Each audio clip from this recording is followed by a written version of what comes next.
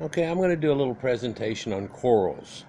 Corals are a live an animal, actually, from the ocean, and it's a type of plant, and it's in one. It's a planimal, if you will, for it eats and ingests foods and things like that to create its energy, but also the colors that you see in it are exotic forms of algae and colored algae.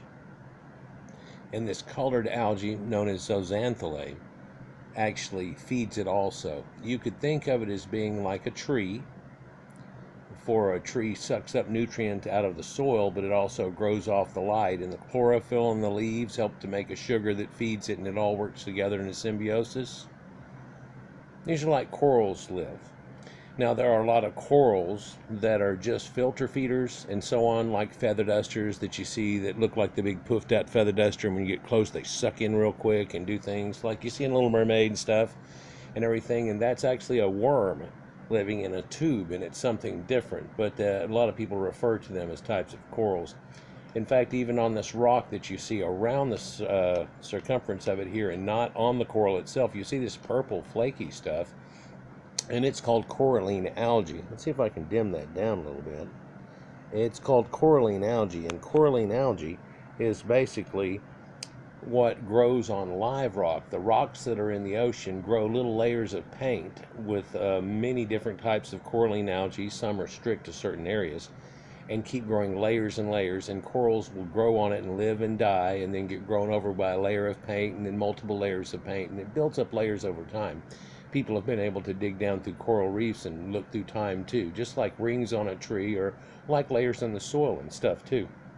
So it's pretty neat. This is called a dragon sulfavia. This is a rainbow buckeye dragon sulfavia, but there are a few other names that it can be given. It's one of a type of rainbow sulfavias, and certain people that got known for being able to get them and sell them and sold them for large numbers try to put their name on it, and it's a this guy's rainbow sulfavia and that guy's, but really they're just fragging off little pieces. In fact, later in some of my pictures you might see some pieces of this one. This is really only about the size, a little bigger than the palm of your hand, almost your hand size, and the bigger eyes that are in here are about the size of a dime. Looking at it, and I know it probably doesn't show up as well, and I'm doing, in fact, a double recording off of recording, and this is using an underwater camera, and it was hard to adjust the white balance and things like that to get it right. But it's a gold and yellow and green, and two-tone green at that, eyes that are inside the middle of this. Now, a lot of times it's rare to get the yellow eye. It's fairly common to get the green eye. The green eye and green black ring buckeye is something slightly different. And also, if you'll look, the rim around the outside of this is also a rainbow effect, and that made it even more of a rare object. And so things go along that on the exotic corals. So, there's just simplistic corals, and a lot of corals are somewhat cookie cutters, although you might find, ooh, that's real green for that, and so on. But other than that, there are special forms like this. Now, this is a type of brain coral, but instead of growing one solid brain, it is pseudo-colonial, meaning that the end of this cone and the end of this cone work together right here. But if you mush it down, this one stops and that one stops, and they're pseudo-colonial, as i.e. they're not hooked together. There are certain type of corals that are hooked together and then non-hooked together, and then so they're pseudo-colonial, and regardless of that. So we'll look at some of these guys, and this is one thing that I specialized in, and hopefully I'll even remember all these names because there was thousands of them. These are polyps, and these are the bigger form of polyps known as pallies, and they really have a shaggy rug type of appearance, and you can see that dead coral skeleton that they're growing on, and some of these in the middle are very goldenish looking, and then all of these almost have a purplish burgundy Dr. Pepper green and stuff. In fact, that's one of the names that was given for them, and believe it or not, they look like this when they're young and have a lot more gold, and you still see some tarnish in them now, but under this light to your eyes, and this camera will not pick it up, it's all tarnished in the center. Metal can and this, that, and the other, and burgundy, and then real hot pink streaks that are in this. And if you take it from the lighting that's going now to just the blue light. If you've ever seen it on those coral reefs and it's just this purplish blue light, makes everything glow in the dark, almost like a black light. And like this one in the background here, there's a Bloody Mary style of poly, has a gold center on it, very black so it doesn't show, but the fringe is bright lipstick red too. So there's a lot of different forms of them, and these pallies are a little bit bigger than zoes, and some of them, you might get some of them to get about the size of a quarter, and there are a few styles that do that are really not that exciting. And even Polythola grandis will get easy over a 50-cent piece. It comes out of the Caribbean.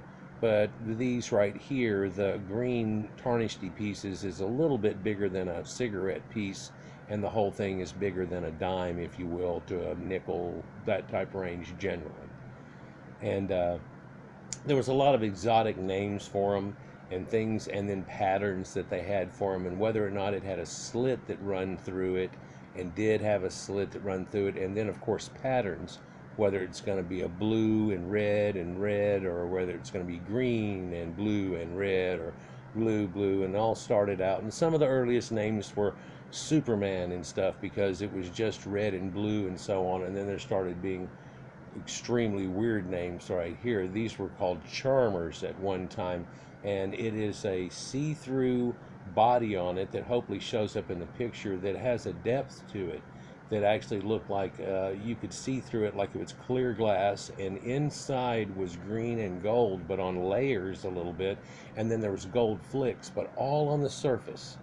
And you could see this 3D-ness only if you stared at them real close, but even from a distance they look incredible, and you get a group of them together and it just looks like flowers. So it's like, a real neat to have both depictions of them and stuff, and this bright pink ringed around them and stuff. Now that blue light that we talk about, there's the famous one too. I'm just going to let a few of them go and not talk about it, but you can see the variations on a theme. This is a special type of mushroom that we used to get in, and it is bright green, and then it has a green and gold and orange speckled body, and then towards the outside it turns red streaked around the edge of a peach body, and all over are little hot pinkish and white dots to it. It's incredible. It's like a confetti, what they call it and stuff, or Mardi Gras, and there was all these names that go with confetti and festival and so on, carnival and etc. But going back to this lighting, most people don't realize it when they look at the ocean, but the ocean is extremely blue looking, and that's a falsity. And what's actually happening there is the sunlight is penetrating the ocean, and in our sunlight, which looks real yellow to our eyes, it's actually all the spectrums of light, and that's how they make a prism and so on. A lot of people realize this. But blue light has a long wavelength, and it penetrates and doesn't get scattered very much, whereas red in the far spectrum has extremely fast. And then it goes to infrared on that side. Off of blue, it goes into purple and indigo, and right at the edge of that purple is that black light that we're familiar, where you almost don't see it, and only certain colors pick up, like oranges and yellows and the day glow colors and such. And there are some of these corals that are called day glow because of their outstandingness. Usually it doesn't pick up in a camera as much, but in your aquarium it definitely picks up, and that's if you have the blues and the white lights on. But a lot of times in morning and evening, and anytime you want to show off and act like it went like cloudy for a little while, you'll have it dim to blue. And so you can see it just totally pop, and usually people can reach up and just turn off the whites and show people like, woo. Because I've had a lot of people look at them and it just looks incredible, and they go, man, there's different colors, and I go, check this out, and boom, and they just like geek on the thing. But when you go down in the ocean, the red starts to scatter and leave at 10 foot, and very, very little of it gets past 30 foot. And so there are some highlight corals, but they grow in that range. And then up under the ledges, there are a lot of others that won't grow right up at the surface, but otherwise, all the way down to 80 and 90 foot. And then it starts to peter out, and then there starts to be more benthic or feeding corals, and that work off of feeding and very little light at all. And of course, light peters out then, but it's all just like blue light. And you really can't almost see it at that depth, but if you look up, it's all real blue. Anyhow, and this mushroom is just a soft thing, and these polyps are just a soft thing. And this is a special type grape Lucky Charms. There was a one Lucky Charms that had a greenish fringe. It has the green kiwi star that's in it. In fact, one that's just regular is called kiwi stars. And then this had a blue mouth on it and a blue fringe, so it is grape Lucky Charms. And tangerines and Tangerine Dream had a white ring in the middle of that, and so on. And there's multicolor rainbow ended up being called Willy Wonka, if you will. And just a lot of variations of these little things, and they're on little plugs. This is one that's real neat, but it's real hard to get a picture, and if you were to dim it down until all you see is red speckles, it's what it more like it looked to your eyes. This is one is a Valentine's Day massacre, and it's just full of red sparks. There's another one that is full of red checks that go around it in dashes, and those were called Darth Maul, although you always saw one that was kind of orange called Darth Maul, and that isn't a true one. So these sunset and different types like this that get named for what they look like and their reason for them and so on. And you can see the kiwi star variation and how it looks different on these. And there's a true sunset polyp. That's a zoanthid. The smaller ones are zoos. Those mushrooms can get into the point of the most electric looking mushrooms whatsoever. And of course there's fish. They have things like this olive tang that's just growing up here, and I caught him in the corner and snapped a flash shot picture of him. He's half dark green, half light green. And look at these gold polyps that I was getting in for a while. We just called them 24K polyps because in reality, especially under blue light, it literally looked like you just had little pieces of gold sitting there in your aquarium. But these brains that do have a skeleton to them, and if you killed that thing, would have this real layered and serrated bladed edge to them, would grow out some weird colors, and a lot of times I got special choice on them through hooked up with a few different shippers and things out of the Indonesia and Bali and places in the South China Sea, and these are like swirly brains, and it literally just looks like, you know, Christmas candy vomit. And real beautiful, and the pictures never do them justice. Whenever I got a picture that was bright, it would show you how bright these Valentine's Day massacres that I got in, and you could see them versus the great polys and stuff that are behind them, and you're like, man, this thing's snapping. I go, that's daylight, because I can't take an actinic or a blue shot. If I tried to, it just looks like a blur. It looks like a reddish orange blur. Sometimes it would overpower it so much. They have ones called red hornets, and while these are fairly small, they're just quite outstanding. And there's a variation of poly that will only hold a little ring like that, and this is one that was black on black with a little ring and fringes that match. And if you'll look, the fringes go back and forth with dark and light and dark and light, so it really stood out. And that slit mouth that they have. But other ones of variations will have a ring on the inside, so there's an inner halo and an outer halo, and all of these terms of different styles. And over time, people were able to genetically check these things out, and they were actually named after different people. Here's again your Willy Wonka pallies, and little sparkles on these guys right here are just so hot pink. And these rings, so they call these alpha and omega. They have another version called fire and ice, and so on. The green ones that are up here with the red bullseye fringe are called watermelons, and there's a few different forms of those from wherever you get them from. And I specialized a lot in these zoanthids, and so you'd have pictures of them and stuff. Eye of the Beholder, that's just them all crammed together. That one's pink sparkles just became solid, and looking at it to your eyes, it looked like a totally different poly, so you almost had to have that. Old Buckeyes. Look at the colors inside of this and the redness, and this is during daylight. But I get in things, anemones too, and this is a carpet anemone. It's very sticky to your fingers, but you can see why they call it a carpet anemone. Here it's separated in a basket, and I only put the clownfish in there that go with it because little fish can get stuck to it. But it literally was that yellow. And I got in one that was rainbow colored, and if you look, it has the little beads that are pink and red on the outside, and it fades to an orange and peach color and gold to the inside of it. It was real unique, and I've gotten other ones that are rainbow that had 3 colors on the tubes. Here's one thing that we were kind of famous for, and I guess here's a second picture of it. It's known as an acan. It's a type of brain that's kind of related to the very first thing that we looked at as a favia brain, but they're more domed and puff up, and also even more pseudo-colonial or less colonial. In fact, you can chop each head off individually, but they do grow out next to each other, and whenever they bud or create new life, they spit it out next to them. There's a large variation of them, and there's only a couple of styles that are really out there, except for in Great Barrier Reef, where I started getting these from whenever we finally got it to open up in areas. And this is some that only came from there. And this doesn't do it justice. Bright orange eyes, burgundy, the claw part in the middle of it, and the outer rings of this thing is like a funky turquoise dayglow lime, and you turn it to all actinic, and it was just freaky looking, you know. I think we called this one Gatorade. And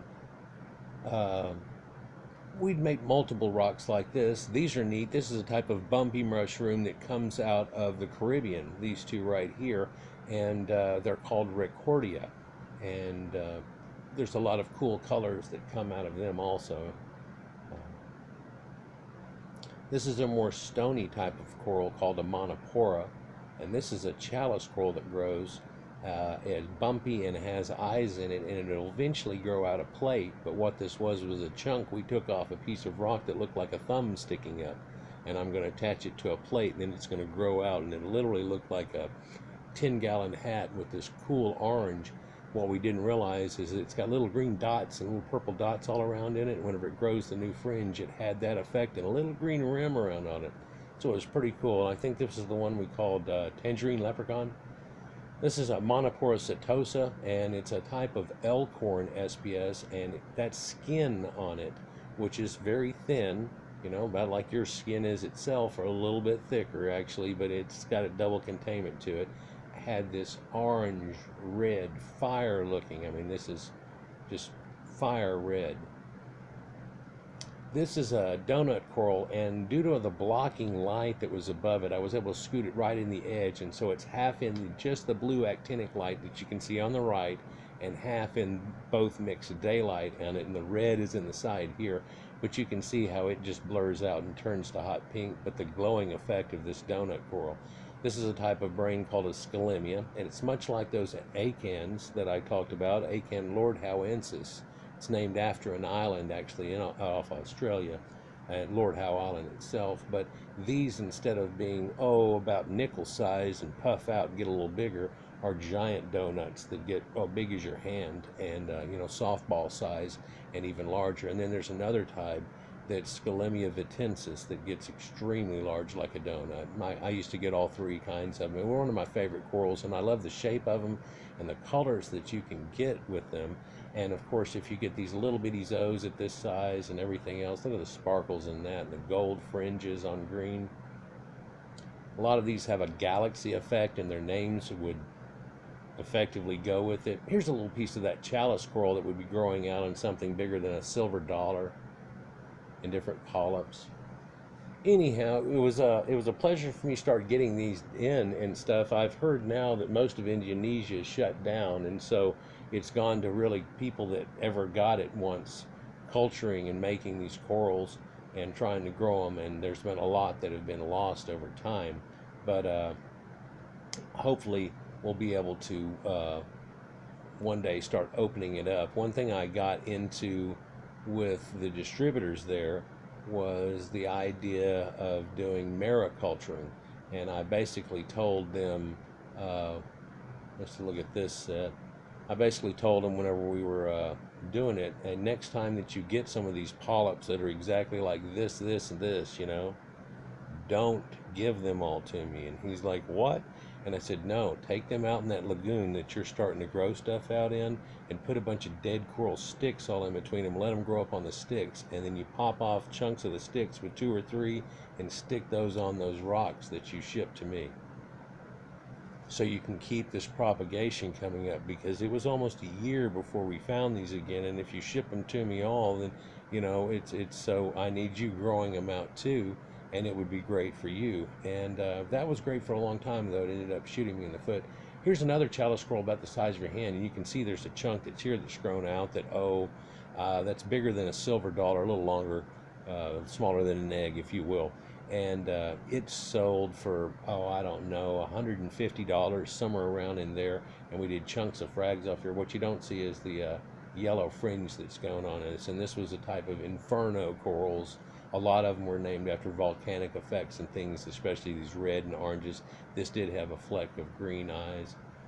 You can see these mint type polyps and stuff, and certain ones really were cherished that people would have, and they're trying to get this color like yellow in their tank or something, and then you have something called atom bomb, and this is just literally a vomit of color that's in there, but it gets a rainbow fringe on it, and then all the eyes are those yellow dots that you look in there. There was one real close to this, but it actually had a little more pastel colors that I became famous for because we called it Skittles vomit. So there got to be cool little names, made for certain things, and you would only, sell somebody a chunk of them, but they knew that they were getting a clone of exactly what it was. There's Gatorade Zoes, and you can see why they were named the old classic name, and real bright too. Here's an eclipse poly, and eclipse is usually don't have this little bitty speckles in there, so instead of calling it eclipse, it has to have that solar veneration idea, and instead of solar eclipse, we called them constellations because it's got the little speckles in there and so on. So variations on a theme, and then you would hope that names go with names and you don't have something just weird that sticks out that doesn't even sound like it. And you can see all these different variations. Most of these are zoes and pallies. Chunks of a solid gold. I believe this is the one we called solid gold, or is this tangerine? Looks like solid gold. It had little ribbles and stuff running through it, the little darker lines, but it was little gold pieces. Those discs are about the size of a silver dollar. These are about dime, nickel-sized chunks that are going to grow out over this whole thing there. But under the blue lights, they literally were like a shiny copper penny, and it really stood out well. A lot of these pictures I can't give you that have something like this. This was red as a peppermint chalice, and it's about the size of your hand. And it had an effect where it was just blood red and had little white speckles all over it. Right behind it right there is that atom bomb type looking chalice that we were looking at before. So these are called King Midas zoes. They're different than those 24Ks. There's a ring around between the fringe and the inside of it, but they have a gold metallic sheen that literally looks like it stands off the body somewhat, and you can kind of see them up here. A little smaller than normal ones, but also there's very few of them that really were a gold. I mean, you get variations of yellow and orange and so on. Miami Hurricane chalice. We've seen these. Different types of Galaxia and Gallica and things like that.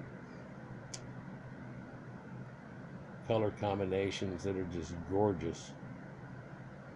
Anyhow, so I thought I'd give you an introduction to some of these corals. Most of these right here, the polyps are considered a soft coral because they don't grow a skeleton. The original watermelons that are right there. Goblin's fire, by the way, that are mixed in with constellations. And then you can see that mix that we get of some of the neater kinds. These are sunny lights right here, and you can't make it out in the picture to your eyes. They had this weird kind of goldy thing, golden orange going on. There's a version Tropicana and all kinds of things. There's Celtic Pride. This variation had a purple center to it,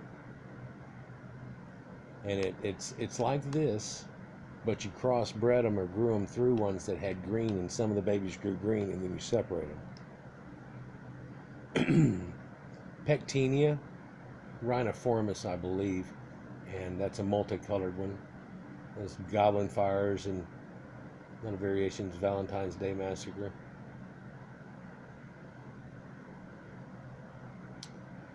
That's a chalice that doesn't show up well in that. It's called Pink Floyd, and it actually has pink beads and dots all over everywhere, and the yellowy green swirl eyes, but the outer rim too is also pink. It grows around it, and this is a piece that was taken off the original where it does have the fringe, and as it starts to grow new growth around it, all new growth has a little pink fringe. So it's pink speckles, pink dots, and the background is just almost unseeable. And when you looked at it under just actinic, it really stood out. I call these rostas. Can you see the colors?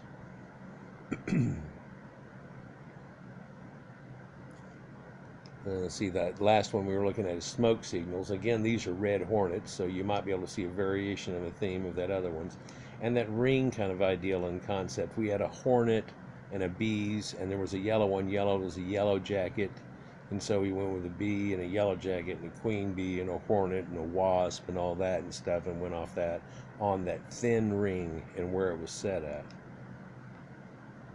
Just for naming purposes, so people knew what they were, but other people started coming out with them trying to rename them, and it's like trying to rename a rose after somebody's already long ago named a rose, you know, so you're going to have to go with this. And while there is a yellow rose of Texas, we wouldn't try to call that a yellow anything else, or golden apple of, no, it's not even that. I don't know what you're trying to say. So one more look at some of this stuff.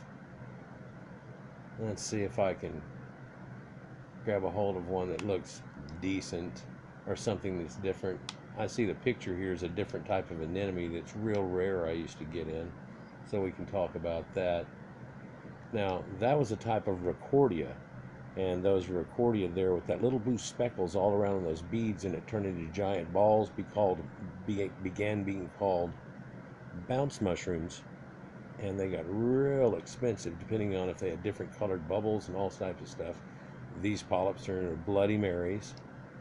This is one of my sites, pictures that would go on my site for selling them online and things. Armor of God, believe it or not, comes from video games. And Diablo 2, is it, that whenever you get all the way down to the next to the last level of hell, you fight the devil and you get armor of God, and you use that shield, and that shield kind of looked like that, so these people named it. Whatever. There's another one that's real close to that called Everlasting Gobstopper, and so on. Cinnamon pallies. This was the blue sky variation where the white had blues in it. There's devil's armor, and you can't make it out as much in these because they've been separated, but you get a good group and one of them will really show up. But they get a slit run through them, and it's thin on one side and wide on the other, so it looks like 2 feet sticking up here in the arms, and it almost has like a devil's head in it and a slight halo ring around it that's brighter. It's what made them different than green stardust for these. So they were green, had a little gold. There's those Dr. Peppers I was talking about. They call these Donatellos. That was named after the Teenage Mutant Ninja Turtles. There's one of those Gatorade polyps. Deep purple. Again, that's a galaxy star type. These were a weird variation of what we called Wonder Womans, which is like watermelons but with a gold ring instead of a green. And so it's gold and red, but if you'll look, they have this weird kaleidoscope eye going on with half of them. So we called them golden kaleidoscopes, and they got real famous. And then so you'd have gold kaleidoscopes and green kaleidoscopes later when we were finding them. Again, most of these that I'm showing, luster, those were real cool. Just all made out of this mist. Kamikaze chalice, it's extremely similar to that peppermint, and you can see why, but it had irradiating lines around it. And I sold a few of them overseas, especially to this Korean guy. He bought 3 pieces of it, and everything was crazy about it. I think even in one of my videos, I show where that Korean guy comes in and he says that I'm famous in Korea for selling all these corals that were illegal to get from local reefs even.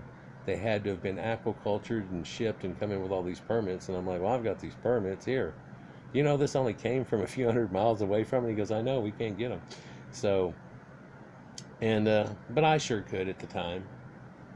And most of these, you know, some of them are rather bland and but most of these right here are ones that are outstanding. And really the pictures don't do the justice on the way they stand out. This is a flower pot coral, and its dead skeleton really just looks like a golf ball. And this would really look like 1 golf ball, 2 golf ball, 3 golf ball, 4 halves of a golf ball stuck to this rock. And out of each golf ball becomes these plumes. This was a hot pink flower pot, and it real hot pink, but also it has yellowish centers to them. So, pink sunset flower pot. Witch's brew, that was that other name that was real cool.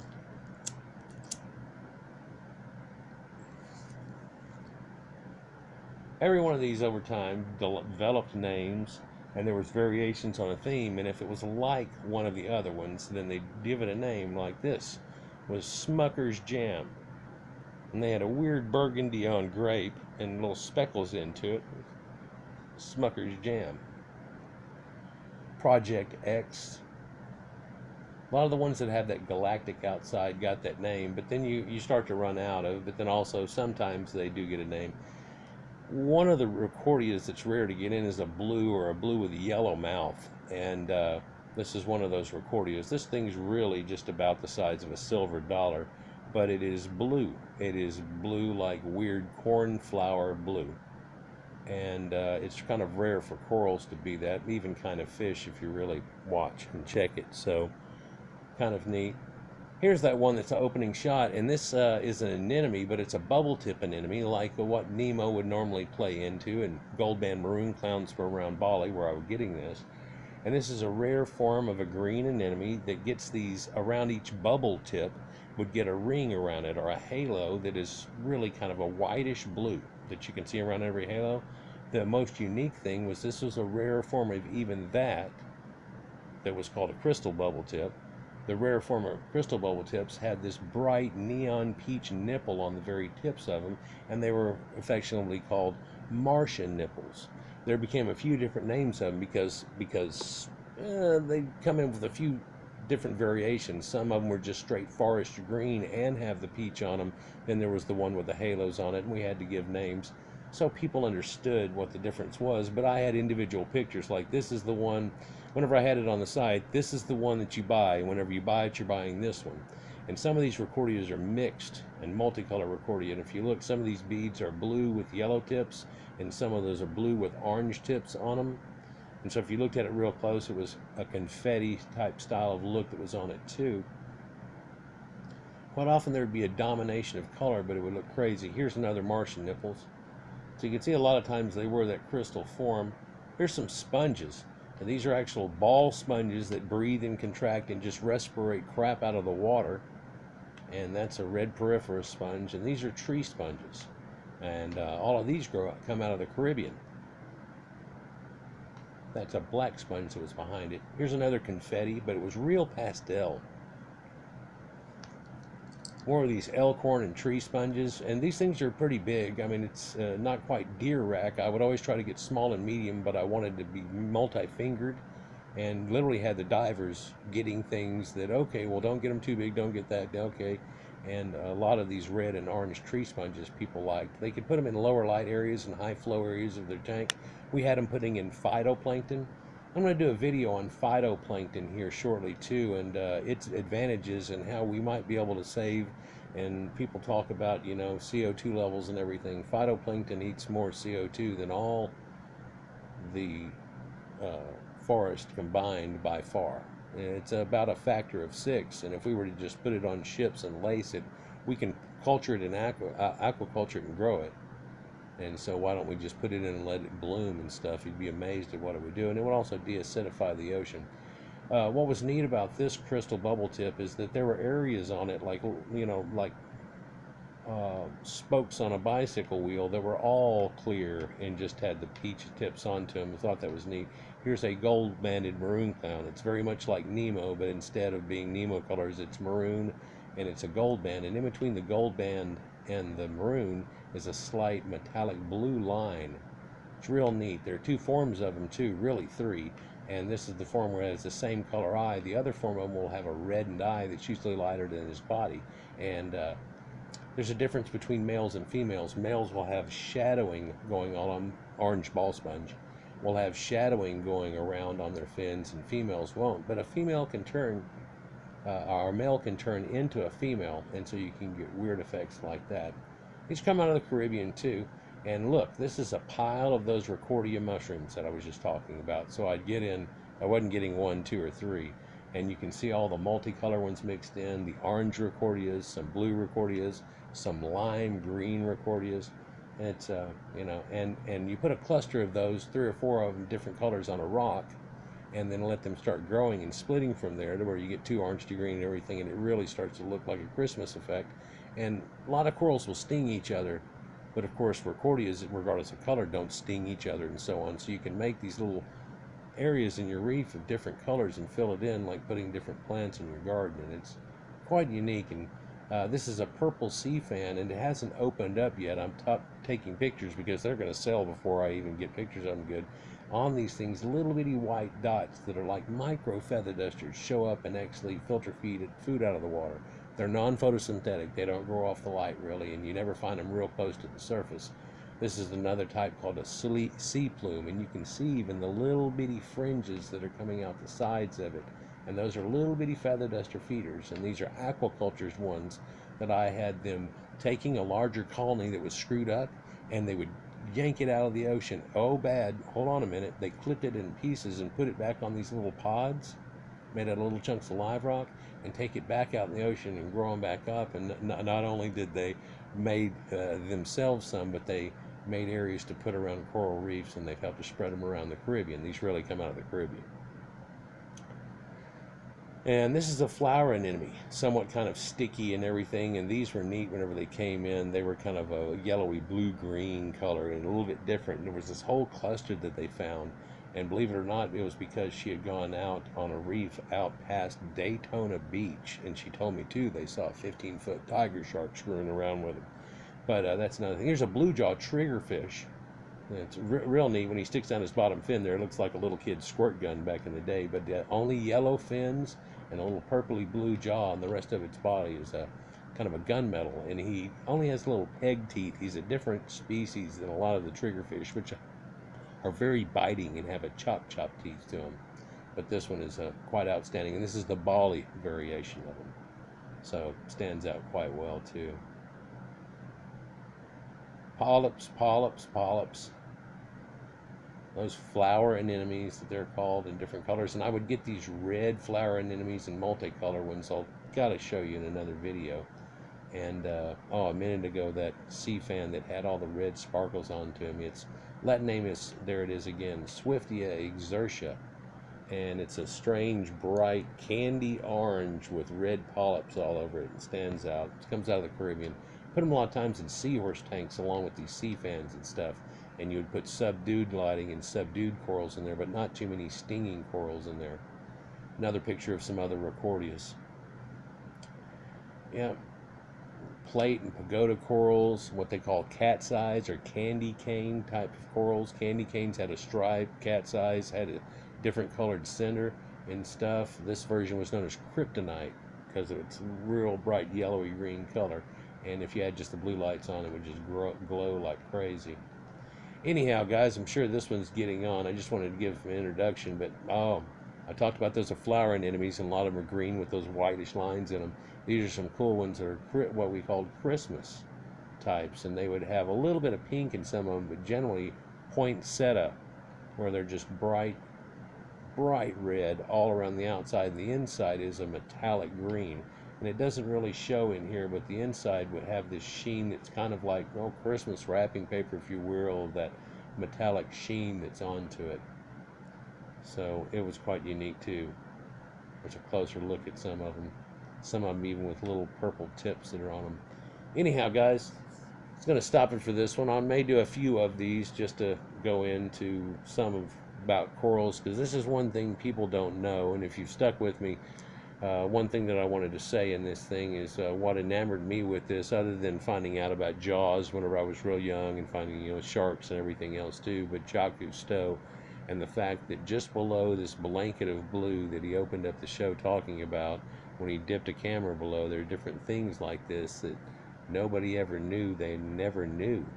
And so I was extremely intrigued with it. Now, you don't go out to a place that everything has cool stuff, but then again, Neptunes Lagoon would have a myriad of the best of things in there, and wow, wouldn't that be a flower garden? Like, share, and subscribe, and enjoy. Peace.